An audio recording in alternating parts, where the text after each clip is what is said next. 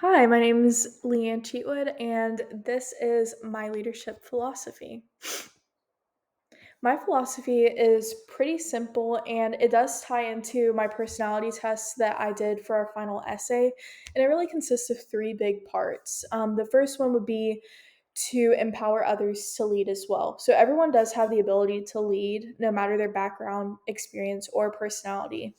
In the first, I think it was the first week of the class, we actually read an article that discussed how leaders encourage others to lead as well. And that really stuck out to me. And as I continue throughout my career and as I grow into a people leader, I'm going to use that as a big philosophy of mine.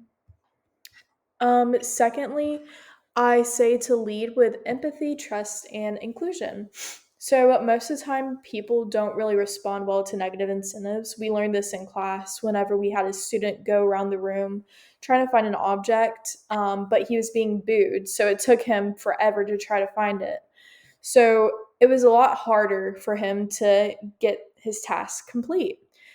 Also, you do not know what's going on in others' lives. So if someone's performing poorly and they aren't doing as well as they usually do, there's a lot of factors to go on besides they're not a good employee. It's more so there might be something going on in their life. And to have a sense of empathy and trust in your teammate is really important whenever you're a manager. Whenever you allow your team members to come to work as their truest self, they're able to stay focused on their tasks as well as have more innovative ideas to further develop the company.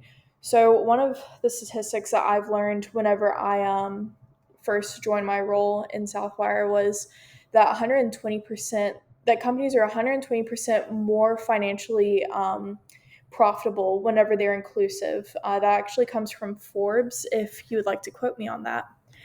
Um, but whenever you really lead with these values, you can create an environment that promotes authenticity, diversity of thought, and therefore improving business results. So each of those key characteristics is not only the right thing to do, but it's also the smart thing to do in your business function.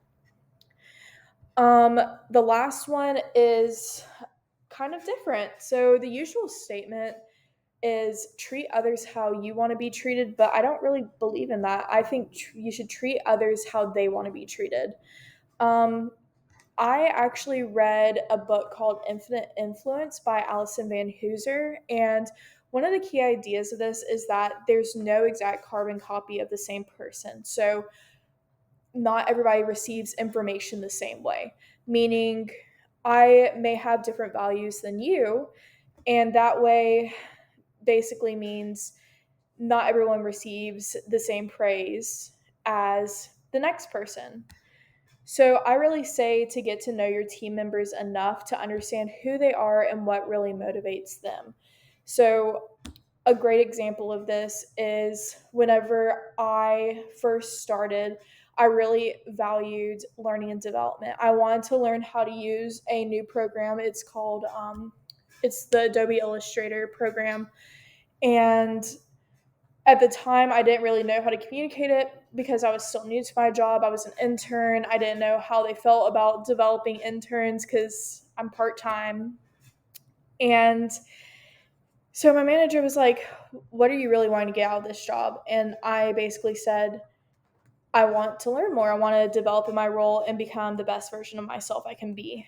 And she was, instead of just assuming, oh, she wants more work, she said, hey, so how do you want to develop yourself? So she gave me the opportunity to explain myself further and learn more about who I was as a person, what I was interested in learning, and then she was able to tie it into the overall portion of my role. But as I conclude, time is running out. It has been a pleasure working with you this semester, and I look forward to many more. Thank you.